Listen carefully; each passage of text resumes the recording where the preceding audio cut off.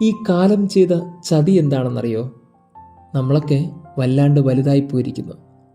പണ്ടൊക്കെ ഒത്തിരി സങ്കടം വരുമ്പോൾ അമ്മയുടെ മടിയിൽ ചെന്ന് കിടന്നാൽ മതി, എല്ലാം അങ്ങ് മറന്നുപോകും.